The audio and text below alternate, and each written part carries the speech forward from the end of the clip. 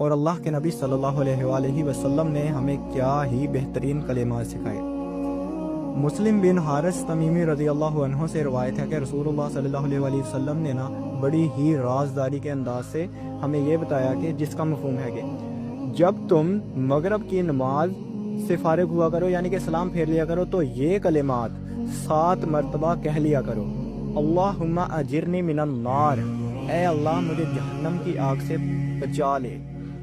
تو اگر تم یہ کہہ لو گے تو اسی رات تمہاری موت ہو جائے تو تمہارے لیے جہنم سے بچاؤ لکھ دیا جائے گا۔ اور اسی طرح ہی جب تم فجر کی نماز سے فارغ ہوا کرو تو یہی کلمات 7 مرتبہ کہہ لیا کرو، اور اگر اسی دن تمہاری موت واقع ہو جاتی ہے تو تمہارے لیے جہنم سے بچاؤ لکھ دیا جائے گا۔ اور یہ کلمات اپنے صبح و شام کے اذکار میں ایڈ کریے۔